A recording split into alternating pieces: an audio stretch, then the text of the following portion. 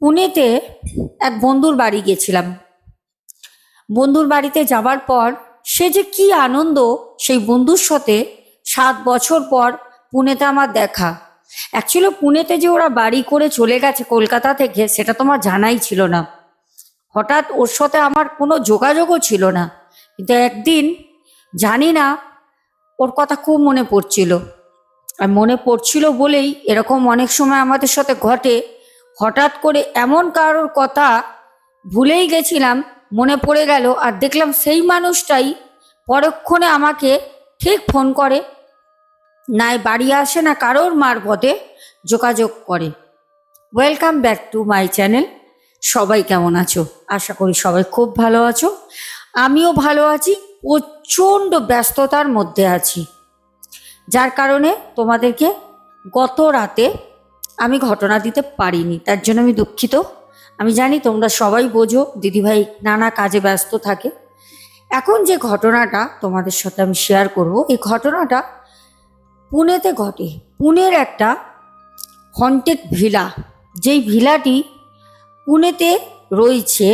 আর এই ভিলার আমি যে তোমাদের ডিটেলসে জানাবো, তোমরা ইউটিউব থেকে শুরু করে তোমরা গুগল করলেও ওই ভিলার অনেক ঘটনা পার্ট বাই পার্ট বিস্তারিত জানতে পারবে। সবাইকে বলবো লাইক কমেন্ট শেয়ার করো, যারা নতুন আছো অবশ্যই চ্যানেলটাকে সাবস্ক্রাইব করে পাশে থেকো। আমাকে সাবিব ঘটনাটা পাঠায়।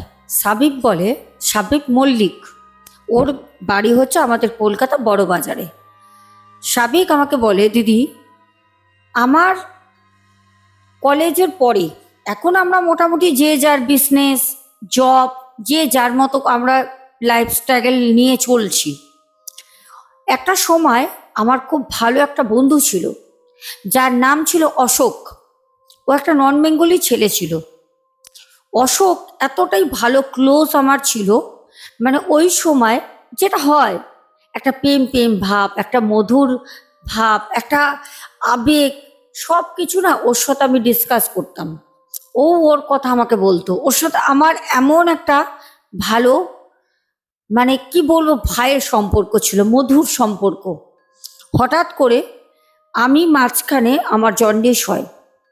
যখন আমার জন্ডিস হয়, আমি বলছি ঘটনাটা ধরে নাও, প্রায় 9 বছর, 9.5 বছর আগের আমার জন্ডিস হয়। আমার শরীর প্রচণ্ড খারাপ হয়ে যায়, আমি হসপিটালাইজড হই। বাড়ি থেকে আমাকে বাইরে বেরোতে দিত না। আর ডাক্তার যেহেতুনিক বেড রেস্টের কথা বলেছিলেন, আমার বাড়ির লোক বাইরের কোনো বন্ধু বান্ধব কাউকে সেরমভাবে অ্যালাউ করতো না। ওই সময় আমি পুরো বাড়িতে একা পড়ে যাই, বন্ধ অবস্থায় থাকতে শুরু করি। ওই সময় আমার ওই অশোক বলে যে আমার বেস্ট ফ্রেন্ড, ও তখন চলে যায় বাইরে। আর দুর্ভাগ্যবশত কিভাবে জানি না, আমার অনেকগুলো হাতে গোনা 9টা বন্ধুর ফোন নাম্বার, মানে আমার কাছ থেকে কোথাও মিসিং হয়ে যায়। আমার কাছে ছিল না ওই সময়, আমার কাছে মোবাইল ছিল না, ল্যান্ড ফোন ছিল, কিন্তু একটা ছোট্ট ডায়েরি ছিল, পকেট ডায়েরির মধ্যে আমার সব নাম্বার লেখা থাকতো। সেই পকেট ডায়েরিটা আমার হারিয়ে যায়। ওর মধ্যে আদার্স অনেক ছিল নাম্বার, প্রিন্সিপাল ম্যাডামের ছিল, কিছু টিচার্সের ছিল, চলে যায়। ওর সাথে আর যোগাযোগ হয়নি। হঠাৎ করে প্রায় 9 বছর পর হঠাৎ করে আমার ওর কথা খুব মনে পড়ে। 7 বছর পর খুব মনে পড়তে ও আমাকে দেখলাম নিজে থেকে, ও আমাকে যোগাযোগ করছে। আমি পুরো অবাক হয়ে গেলাম যে কি ব্যাপার, ও আমাকে যোগাযোগ করেছে। ওর কাছে নাম্বার ছিল, কিন্তু ওকে আমি বললাম খুব রাগ হয়ে, ভাই তোর নাম্বার আমার কাছ থেকে মিসিং হয়ে গেছিল, কিন্তু তুই তুই আমাকে একটুখানি কন্ট্যাক্ট করলি না, এতটা লং ইয়ার্স পর তোর মনে পড়ছে। ও আমাকে বলল যে আমরা, মানে এখান থেকে চলে গিয়ে আমরা অনেক স্ট্রাগল করেছি, আমাদের লাইফে অনেক উতাপ চাড়াপ গেছে, আমরা এমন একটা সিচুয়েশন ফেস করে এসেছি ভাই, ওই মুহূর্তে আমাদের বেঁচে থাকাটাই দায় হয়ে গেছিল, যার কারণে আমরা আর ফোন করে যোগাযোগ করতে পারিনি।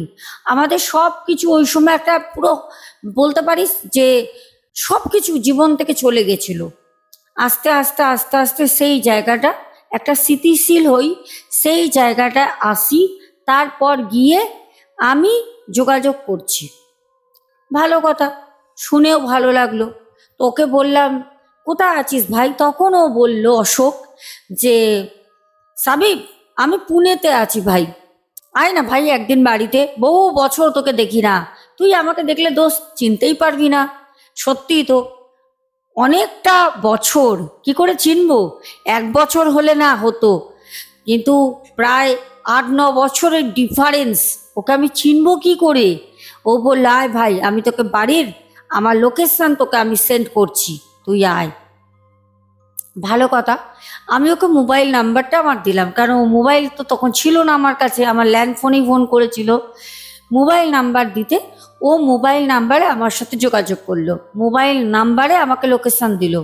আমি বাড়িতে বললাম আমার মাকে বাবাকে যে আমি 2 বন্ধু, মানে আমাদের আরও যে বন্ধু ছিল, আমাদের সব কলেজের সব ফ্রেন্ডরা, আমি ওদেরকে ফোন করে বললাম যে এরকম অশোক ফোन করেছিল। बोलते साबिब तुम क्या बोल रहे हो, अशोक फोन किया था? हमने बोला हाँ, अशोक तो फोन किया था, उसके सारे बात हमने सुना, मेरे बात उसने শুনি। তো যাই হোক এরকম করে কথা হয়। তো ওরাও তখন বলল যে সাবিব চলো उसके घर जाते हैं। সাবিব একটা মুসলিম ঘরের ছেলে, অশোক হচ্ছে একটা হিন্দু ঘরের ছেলে। বন্ধুত্বর মধ্যে কখনো জাত ভেদ হয় না, কিন্তু বন্ধুত্ব শুধু বন্ধুত্বই হয়, ওইটা বন্ধুত্বের জাত হয়, সেটা বন্ধুত্বই। তো সাবিব কলকাতার আরও 5টা বন্ধুর সাথে, মানে সাবিবকে নিয়ে 5 জন, ওরা চলে যায় অশোক যেখানে থাকে পুনেতে, পুনে ওখানে লোকেশানে। তো ওরা এখান থেকে, মানে সাবিবের না, একটা মারওয়াড়ি বন্ধু ছিল, তার আবার 4 চাকা 2খানা গাড়ি আছে, মানে তার বাবার অগাধ পয়সা। তো সে বলল যে আমরা ট্রেনে ট্রেনে যাব না, ফ্লাইটে যাব না, আমরা অনেক মজা করব, আর আমরা নিজেরা গাড়ি নিয়ে যাব। তো সেই যে মারওয়াড়ির যে বন্ধুটা, তার বাবা বলল তুই গাড়ি নিয়ে যা। গাড়ি নিয়ে 5 বন্ধু একদিন রাতে রওনা দেয়, রাতের বেলা রওনা দেয়। ওরা যেখানে অশোক লোকেশন দেয় সেই লোকেশনে গিয়ে পৌঁছয়। পৌঁছানোর পর দেখে সে অট্টালিকা বাড়ি। ও কিন্তু যখন কলকাতায় থাকতো অশোক, তখনও কিন্তু ওদের মানে আহ, পরিবারে অত টাকা পয়সা ছিল না, ওদের অ্যাকচুয়ালিও মানি প্রবলেমটা কলকাতাতেও ছিল। দেন ওরা এখান থেকে মানি প্রবলেম, কিছু ওদের ধার দেনা প্রচুর হয়ে গেছিলো, তো ওরা এখান থেকে চুপচাপ তখন ওই সময় চলে গেছিলো, মানে কলকাতা থেকে পুরো আউট হয়ে গেছিলো। তারপর ওরা অন্য কোনো জায়গায় ছিল, তারপর ওরা পুনে ওখানে ওরা জমি কিনে বাড়ি করে। সেই বাড়ি তো না, মনে হচ্ছে একটা অট্টালিকা দেখার মতো। যাই হোক, তো এরা যে 5 বন্ধু গেছে, 5 বন্ধু গিয়ে না পুরো মানে হতাশা হয়ে গেছে যে কি দেখছি ভাই, এটা কি হচ্ছে। যাই হোক, তারপর গিয়ে ওরা বলল যে আমরা কদিন থাকবো, মানে অশোককে। তো অশোক বলছে হ্যাঁ, रुक ना यार, जितना दिन चाहिए तू यहाँ पर रहना, तुम लोग यहाँ पर মানে বলছো তোমরা এখানে হামেশাকে নিয়ে থেকে যাও, মানে তোমাদের আর ফিরতেই হবে না কলকাতায়, থেকে যাও। যাই হোক, বলার পর ওরা খুব খুশি হয়। তারপরে অশোকের ওরকম মানে আর্থিক অবস্থা এতটা উন্নতি হয়, ওদের বাড়ি ঘর, ওর মা, ওর বাবা, সবাইকে দেখে মানে এদের খুব, যত বন্ধু তো না, খুব খুব ভালো লাগে। এবার ওরা যায়, খুব খুব মজা করছে, খাচ্ছে দাচ্ছে ঘুরছে। ওইদিকে অশোকও গাড়ি কিনেছে একটা, সে হেভি দামি গাড়ি, সে গাড়ি করে 4 চাকা ঘুরছে, মানে হেভি মজা করছে। এইবার যখন 3 দিন পার হয়ে যায়, 4 দিনের দিন ঘটনাটা শুরু হয়। সেটা হচ্ছে অশোক হঠাৎ মানে কলকাতার একটা হন্টেড প্লেসের কথা হচ্ছিল, আমাদের ন্যাশনাল লাইব্রেরি কলকাতা, আমরা অনেকেই জানি যে ওটা সবাই বলে হন্টেড। তো কলকাতা ন্যাশনাল লাইব্রেরি কি আদৌ হন্টেড আমরা জানি না, কিন্তু এটা একটা বইও আছে। দেন একটা ওর উপর বুকস লেখা আছে, একটা স্টোরি আছে, দেন অনেকের মুখে শোনা যায় অনেক রকম ওখানের অভিজ্ঞতা। তো সেখান থেকে দাঁড়িয়ে ওরা গল্প করছে, কারণ কলকাতাকে তো সবাই চেনে, অশোকও কলকাতাকে চেনে, দেন ওর সাথে যারা ছিল সবাই কলকাতাকে চেনে। কলকাতা তো কারোর কাছে অজানা না, কলকাতাতে একটা সময় সবাই থাকতো। তো এই ন্যাশনাল লাইব্রেরি নিয়ে হঠাৎ কথা হতে হতে তখন ওই যে অশোক অশোক তখন বলছে, যে হিন্দিতে বলছে, আমি তোমাদের বাংলায় বলছি, যে কলকাতাতে তো অনেক জায়গা আছে এরকম মানে হন্টেড, তাও ওখানে মানুষ যায়, তাও ওখানে মানুষ কাজ করে, যেরকম বলে রেড বিল্ডিং আমাদের লালবাড়ি, সেখানেও বলে নাকি ভূত আছে। এটা আমার খুব কাছের এক মানে ভাইও আমাকে বলেছে, ঠিক আছে, যে একটা ঘর থেকে এরকম আওয়াজ আসে যেখানে কেউ থাকে না।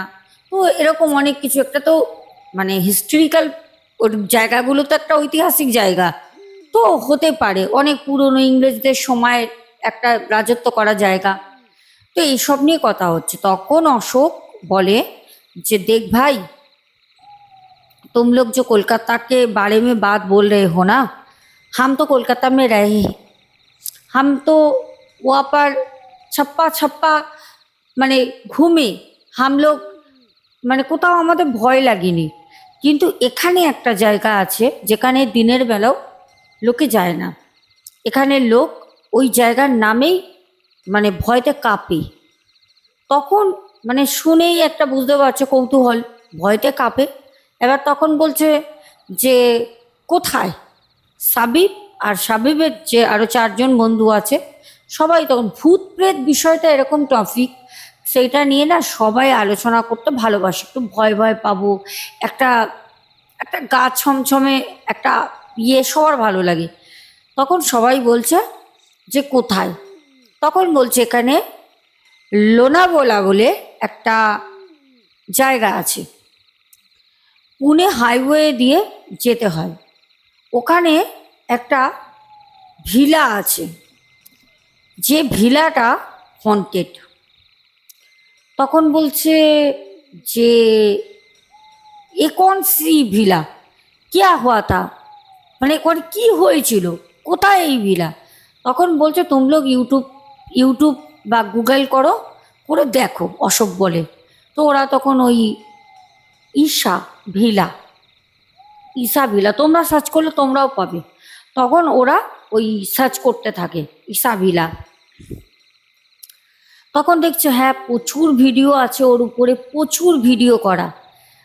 ওরা তখন বলছে যে এবার কি হয় বলো তো, আমাদের একটা জিনিস আছে দেখবে, একটা কিছু শোনার পর না আমাদের একটা কৌতূহল হয়, কাজ যদি ওখানে যেতে পারতাম, একটা না মনে মনে হয় যে ইস গেলে ভালো হতো, আমরা তো কলকাতা চলে যাব, এখানে তো থাকবো না, আমরা কদিনের জন্য মেহমান এখানে এসছি রয়েছি, যদি কাজ ওখানে যেতে পারতাম তাহলে ভালো হতো। মানে সবার একটা কৌতূহল ওখানে কাজ করছে। তো যে অশোক ছিল, অশোক তখন বলছে, যতই বন্ধু তো তখন ওদের বলছে বলো তুম লোক ওয়া পার যাওগে, বলো হাম লেকে যায়েঙ্গে। তখন বলছে তুম, তো ওরা বলছে এই তুনে তো বলা, মানে তুই তো বলছিস যে ওখানে দিন দাহাড়ে কেউ মানে যায়ই না, তাহলে তুই নিয়ে যাবি। বলছে হ্যাঁ মেয়ে তুম লোগো কো লে যাউঙ্গি। বলছে ঠিক আছে। এবার অনেকটা দূরে ওই যে অশোক ওর চার চাকাটা দাঁড় করিয়ে রাখে, আর যে কলকাতা থেকে যে বন্ধু মারোয়ারির গাড়ি নিয়ে গেছিল ওর গাড়িটা ওই অশোকের বাড়িতেই একদম গ্যারেজ করে দিয়েছে যাওয়ার পর থেকেই। কেন বলেছে তুই এটা গ্যারেজ করে দে, আর যখন যাবি নিয়ে যাবি, তোর ফালতু গাড়ি রান করাতে হবে না, আমার যখন নিজের গাড়ি আছে তুই আমার গাড়িতে ঘুরবি, তুই আমার বাড়িতে এসছিস, তুই আমার দোস্ত। সেখান থেকে বন্ধু তখন নিয়ে গিয়ে দূরে রাখে, দূরে রেখে ওদেরকে বলে তুম লোক যাও ঈশা ভিলা মে যাও ঘুম কে আও। তখন বলছে নেই নেই तुम्हें भी जाना पड़ेगा, বলছে নেই হাম নেই যাएंगे, অশোক বলছে তুম যাও।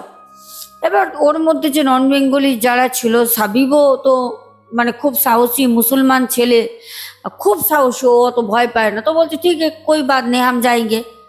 তো চলো, ওর মধ্যে একটা ছেলে ছিল বাঙালি ছেলে, সেটা হচ্ছে ভিতু।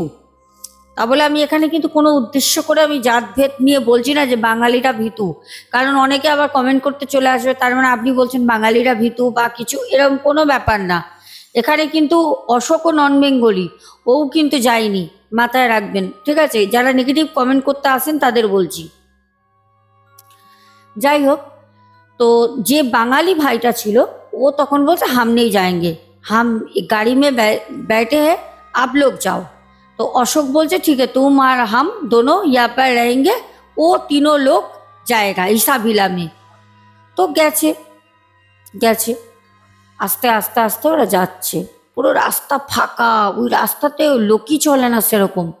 আস্তে আস্তে যায়, গিয়ে ওরা ওই যে ঈসা ভিলা যেটা আছে, ওরা ওইটা আমি তোমাদের এখানে না, আমি ওখানে ঈসা ভিলার ও ভাই যে আমাকে একটা ওখানে ফটো ক্লিক করেছিল, সাবিবের যে ফটোটা আমাকে দিয়েছে ঈসা ভিলার, আমি তোমাদের ফুটেজটা দিয়ে দেবো। তো ও যখন ঢুকছে, সাবিব আগে ছিল, মুসলমান ছেলে তো, ওর মানে প্রচণ্ড গায়ে মানে জোর আর লম্বা চওড়া, মানে ওকে দাঁড়িয়ে গেলে 10 জনের মধ্যে লোকে ভয় পাবে দেখে এরকম। তো ও আগে যাচ্ছে, ও ফটোটা তুলেছিল, বলছে দিদি আপকো আমি কিয়া বলু, ওই যে গেট ছিল ভাঙাচোরা একটা গেট, ওই ঈসা ভিলা নামের যে ভিলাটা ছিল, একটা পা দিলাম, সারা শরীর না একটা ঝিনঝিনিয়ে উঠলো। অনেক মানুষ হয়তো ভাবে যে फेक, कुछ नहीं होता, यहाँ पर कुछ नहीं है, वहाँ पर कुछ नहीं है, ऐसा कुछ भी नहीं होता। অনেকে হয়তো ভাবে, কেউ গিয়ে মিথ্যে বলে, কেউ সত্যি বলে, কেউ না গিয়ে গল্প বানায়। সাবিক বলছে দিদি আমি পা দিলাম, আমি এক মুসলিম ঘরের ছেলে, আমার অনেক ক্ষমতা, আমি ভয় কাউকে পাই না, ভূত প্রেত এসব আমি তো ভয় পাই না।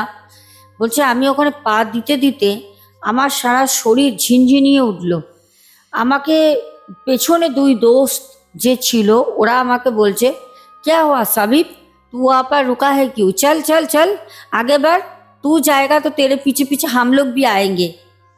তো সাবিব তখন আবেগবশত ঢুকে যায়, বলে আমার এত শরীরের ভিতরে একটা কি যে হচ্ছে আমি বলতে পারবো না, আমার কিন্তু ভয় পাচ্ছি না, আমি ওখানেও ভয় পাচ্ছি না, শুধু নোংরা চারপাশে, ঝুলে ঝুল ভাঙা, একটা রোলস রয়েলস গাড়িও আছে ওখানে, মানে সেই গাড়িও চুরি করতে কেউ আসে না, মানে এত পুরনো, বুঝতে পারছো? ওখানে হিস্ট্রি আছে যেগুলো আমাদের সোশ্যাল মিডিয়ায় দেওয়া রয়েছে। বলছি দিদি আমি জাস্ট ভিতরে মানে প্রথম ভাঙা চোরা পেরিয়ে একটা দেয়াল দিয়ে গিয়ে একটা ভাঙা গেট, তারপরে গিয়ে একটা গেট ফেলা ছিল, জাস্ট আমি ওই গেটটা খুলে ঢুকেছি, একটা হাওয়া, একটা ঠান্ডা হিম করা হাওয়া, মনে হচ্ছে হিমেল একটা হাওয়া আমার শরীরে প্রথমে এসে ধাক্কা দিল। কারণ আমার সাথে যে 2 বন্ধু ছিল ওরা ছিল বাইরে, ঢুকেছে ওরা, কিন্তু ওই ঘরে ওরা ঢুকিনি, ওরা বাইরে ছিল। আমি গেটটা জাস্ট ধাক্কা দিলাম, একটা ঠান্ডা হিমেল হাওয়া, একটা ঠান্ডা হিমেল হাওয়া কোথা থেকে আসবে? তাও আমি ওদেরকে বলতে, ওরা বললো দেখ বারসোসে এ মানে ঘরটা বন্ধ আছে, হতে পারে কোনো কারণে মানে ঠান্ডা হাওয়াটা এসছে, কিন্তু এটা কোনো মানে সাইডই না, ব্যাখ্যাই না। ওর পরে আমি না যতই মানে দাপট করি একটু ঝিমিয়ে যাই, একটু ঝিমিয়ে যাই। তো ওই বন্ধুগুলো বেশিক্ষণ থাকেনি, আমরা ওখান থেকে চলে আসি। আমরা কিছু কঙ্কালের হাড় পাই, তারপরে কঙ্কালের মাথা পাই, মানুষের মাথা কঙ্কাল হয়ে গেছে, স্কেলিটন। তখন আমরা বুঝলাম কিছু শুকনো মানে লেবু পাই, মির্চি পাই। তখন আমরা বুঝলাম যে এইখানে অ্যাকচুয়ালিও মানে এই ঈসা ভিলাতে বসে অ্যাকচুয়ালি ওইটা তো হন্টেড প্লেস, জায়গাটা তো হন্টেড, ওইখানে কেউ ব্ল্যাক ম্যাজিক মানে কালা জাদু করেছে ওখানে বসে, হয়তো কোনো গোস্টকে ডাকার জন্য হতে পারে, অনেক রকম অনেক কিছু এসব মানে থাকে পদ্ধতি যারা করে। ভাই বলছে, বলে দিদি আমরা এগুলো দেখলাম, অনেক কিছু রকম আঁকা সাদা মানে চুনের মতো কিছু জিনিস দিয়ে, ব্ল্যাক কয়লার ডাস্টের মতো এরকম অনেক কিছু আমরা দেখলাম।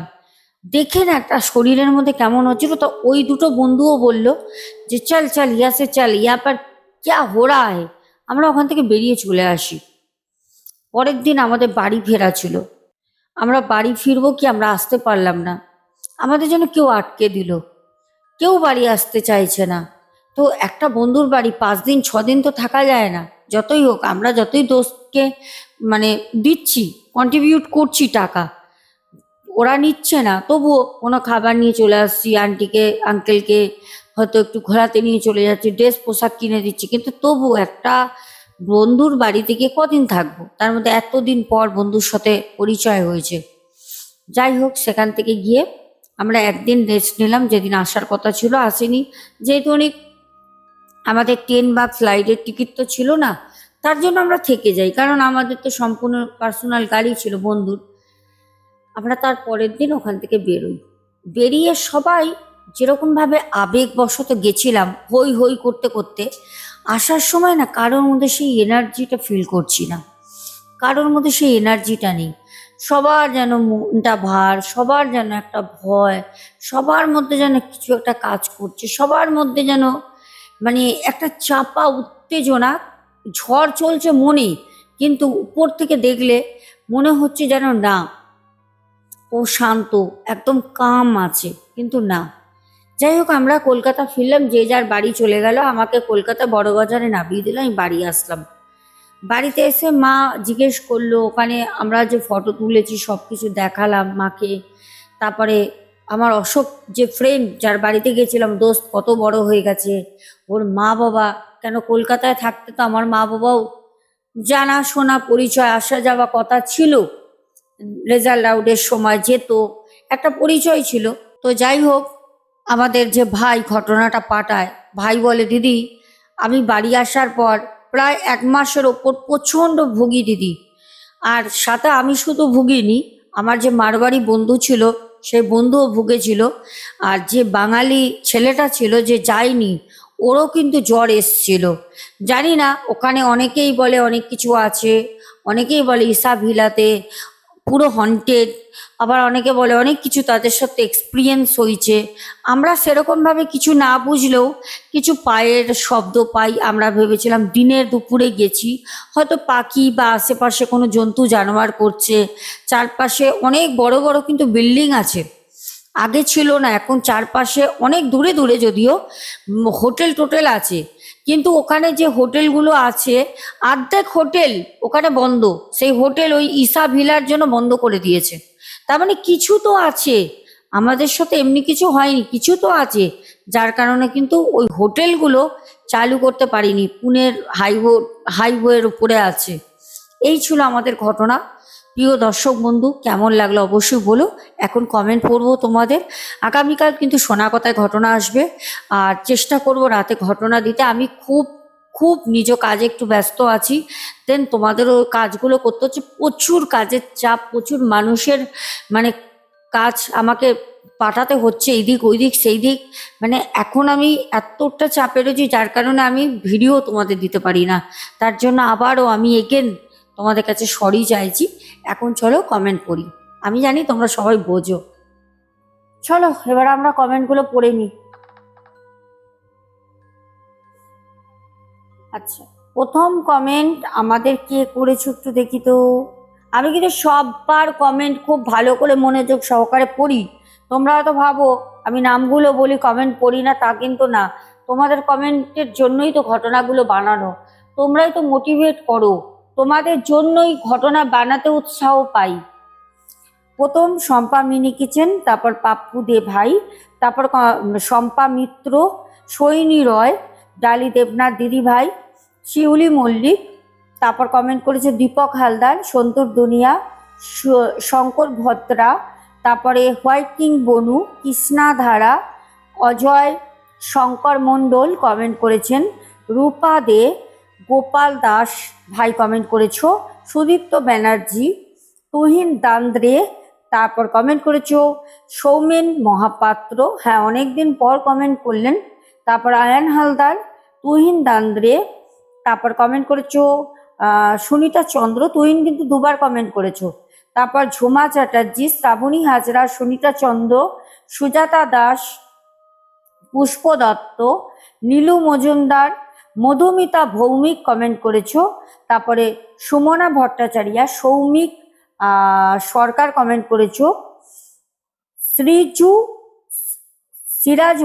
সিরাজুল মল্লিক কমেন্ট করেছো। রাজীব জসওয়াল, সিদ্ধার্থ পুরকায়স্ত কমেন্ট করেছো। সিনার সুবীর, অনেকদিন পর, ভালো লাগলো। তারপরে সাবিত্রী পাঠক কমেন্ট করেছো, বলেছো আরো শুনতে চাই। আচ্ছা, তারপরে চৈতালি রয়, হোয়াইট কিং বনু, তারপরে আমাদের বাংলাদেশ থেকে আব্দুল হক ভাই, কিষাণু মান্না, ডালি দেবনাথ, দিদিভাই উমা ঘোষ, অসীম দাস, তারপর কমেন্ট করেছো। অদিতি বড়াই, সোমা দাস পরিবার থেকে। সবাইকে অসংখ্য অসংখ্য অসংখ্য ভালোবাসা। সবাই এরকম ভাবে কমেন্ট করো, বেশি বেশি করে আরো কমেন্ট করো। তোমাদের কমেন্টের অপেক্ষায় সব সময় থাকি, যে একটা কমেন্ট করলে পড়ি, খুব ভালো লাগে। আর সবাইকে বলবো বেশি বেশি করে ঘটনাগুলো তোমরা শেয়ার করো। আর যারা এখনো পর্যন্ত চ্যানেলটাকে সাবস্ক্রাইব করোনি, তাড়াতাড়ি করে পাশে থেকো। আজকের মতো আসবো, সবাই খুব ভালো থেকো। বড় মায়ের আশীর্বাদ সবার পরিবারের উপর, সবার সাথে থাক। এখনের মতো শুভরাত্রি।